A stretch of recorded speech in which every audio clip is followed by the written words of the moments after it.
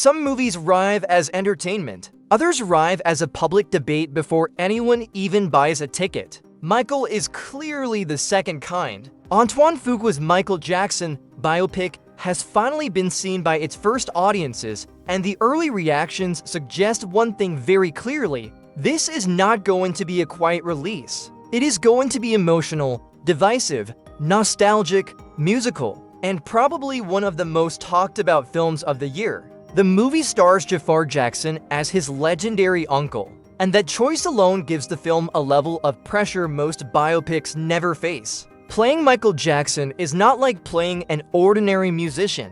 You cannot just copy a voice, wear the glove, hit a few famous poses, and hope the audience accepts it. Michael was rhythm, mystery, innocence, control, pain, spectacle, and controversy all at once. If the performance feels fake for even a second, the entire illusion breaks. But based on the first spoiler-free reactions from the Berlin world premiere, Jaafar Jackson may have pulled off something much bigger than simple imitation. Early viewers are calling his performance dazzling, magnetic, and deeply convincing. Several reactions point to the musical sequences as the moments where the film truly comes alive, especially recreations connected to songs like Thriller, Beat It, Human Nature, Billie Jean, and other defining pieces of Michael's career.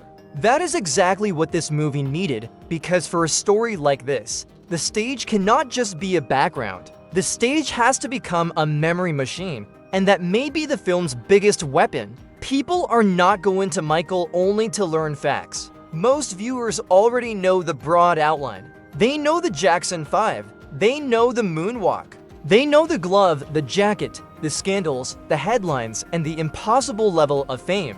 They are going because they want to feel the shock of that music in a theater. They want to remember why one performer could make the entire world stop and watch. And whether people love him, question him, defend him, or cannot separate the art from the allegations, Michael Jackson's cultural impact is still impossible to ignore. That is where the movie becomes complicated. Michael arrives with huge anticipation, but also with the weight of the child sexual abuse allegations that have followed Jackson's legacy for decades. One of the biggest questions surrounding this film has been how directly it will engage with those accusations, and whether it will challenge the legend or protect it. A movie about Michael Jackson cannot simply be a victory lap. If it tries to be only celebration, many viewers will notice what is missing. If it leans too far into darkness, others may feel the music and artistry are being buried. There is no easy version of this story. The first reactions suggest the movie tries to deliver both spectacle and discomfort. Screen Rant's Liam Crowley described Michael as the reason we go to the movies, praising the way the film recreates iconic musical moments while also saying it makes viewers smile when it wants to and flinch when it needs to. He also pointed to some pacing issues, which seems to be one of the few repeated criticisms in the early wave of reactions. That is not surprising. When a life is this massive, one movie has to fight a brutal structural problem. What do you include? What do you skip? What do you soften? What do you force the audience to confront? Another major point of praise is Colman Domingo as Joe Jackson. Early reactions are calling his performance monstrous, powerful, and worthy of serious awards attention. Joe Jackson is not just a supporting character in this story. He is a shadow over the entire Jackson family myth. He represents discipline, ambition, pressure, fear, success, and trauma. If Domingo brings the kind of intensity people are describing, then the film may have a much stronger emotional backbone than a simple greatest hits biopic.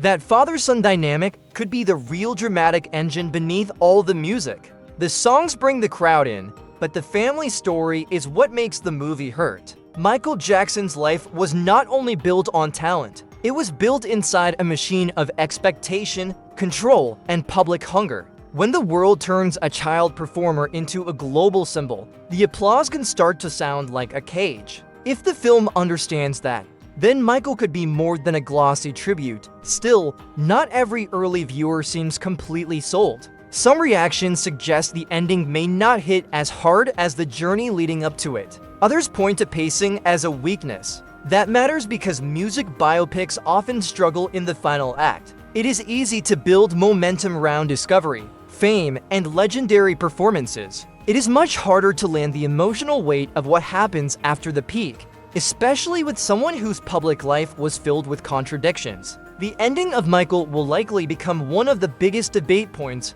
once more audiences see it. Commercially, the movie looks very strong. Early projections suggest Michael could open around $60 million, which would put it near the top of all music biopic openings, behind Straight Outta Compton. That would be massive, especially for a film that reportedly cost at least $150 million. For a biopic, that is blockbuster territory. Lionsgate may have reduced some risk through international pre-sales, but this movie still needs strong box office legs, strong word of mouth, and a soundtrack boost if it wants to become the event it clearly wants to be. And the soundtrack could be a monster. The film reportedly includes major hits like Bad, Ben, Billie Jean, Don't Stop Till You Get Enough, Beat It, Thriller, Wanna Be Startin' Something, and more.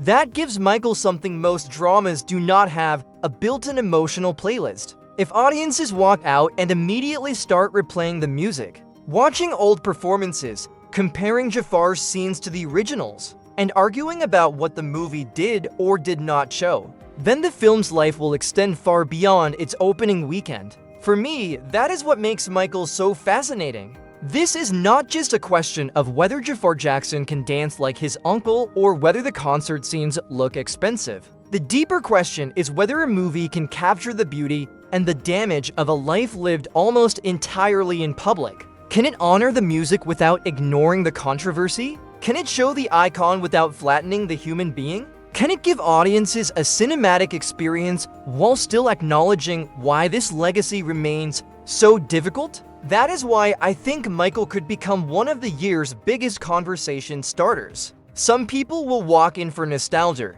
Some will walk in for the performances. Some will walk in because they want to judge how the film handles the allegations. Some will walk in because Michael Jackson's music was part of their childhood. And some will walk in simply because a movie this big, this complicated, and this loaded with history is almost impossible to ignore right now. The early reactions make Michael sound like a powerful theatrical experience with a few visible flaws. Jaafar Jackson seems to be the breakout story. Colman Domingo may be the award story. The musical sequences may be the crowd-pleasing story.